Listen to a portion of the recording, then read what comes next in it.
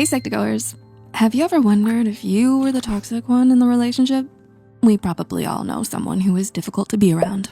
The types who thrive on conflict and drama, whipping up trouble for themselves and those around them. It takes courage to admit that you're toxic. But it's even more courageous to take the necessary steps to right the wrongs you've done and challenge yourself to become a better person. It's also a big leap forward to have the mindset to want to improve yourself, a trait that not everyone possesses. So if you're interested in making a positive change in your life, here are 6 tips on how to not be a toxic person. Number 1, check your ego. The first step to not being toxic is acknowledging that you have certain traits that may be toxic. They don't necessarily define you, but these behaviors have come up more than once in your past interactions. If you're the type of person who always has to be right, who can't stand to be challenged, or who gets defensive at the drop of a hat, it may be time to check your ego. Arrogance and lack of humility are big signs that you're a toxic person. They show that you lack the mental flexibility to see things from another person's perspective.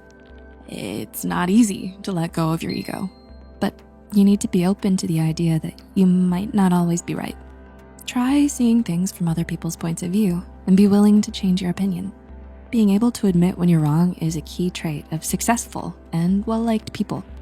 Number 2, don't test others.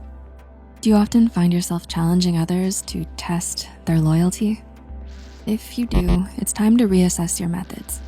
Testing others is a toxic way to try to control the situation and those around you, whether it's by making final ultimatums, asking trick questions, or by making false temptations for your partner. Testing others may seem reassuring to you at first, but it can be utterly draining for those around you. It shows insincerity, insecurity, and a lack of trust. If you want to build healthy and lasting relationships, it's important to be genuine with your intentions. Try building trust and openly communicating with others. Show others that you trust them by being vulnerable yourself. This way, you won't have a big expectation for them to live up to, but instead foster a more healthy relationship that creates trust from both sides. Number 3, don't gossip. Do you find yourself regularly engaged in gossip? Gossiping may seem fun and engaging, but it's not the best way to build rapport. When you gossip, you're tearing someone else down in order to feel better about yourself. It certainly won't do your image any favors either. No one wants to be branded as a gossip. And not only is gossiping hurtful to the person you're gossiping about, but it also shows a lack of maturity on your part. It's important to be able to have mature conversations about things that don't involve putting others down. Number 4, don't be a doormat. There's a big difference between being respectful and being a doormat. When you're a doormat, you don't stand up for yourself and you don't voice your opinion. This not only shows a lack of self-respect, but it also sets you up to be taken advantage of by others and allows others to walk all over you. On the other hand, being respectful doesn't mean you have to agree with everything someone else says. It's okay to voice your opinions and stand up for yourself. But when moments of disagreement do happen, try to calmly express yourself without putting the other person down. Number 5, don't control people's mindsets. Do you often tell others to calm down, relax, or don't take things so seriously?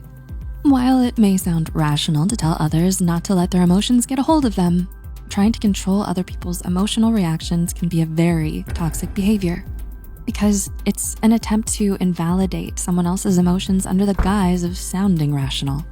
These phrases can stifle an emotional conversation and further alienate the person you're talking to. Instead of trying to control how someone else is feeling, validate their emotions and provide comfort and emotional support. This can go a long way in strengthening the bond between you. And number 6, don't avoid or delay difficult conversations. Think about it.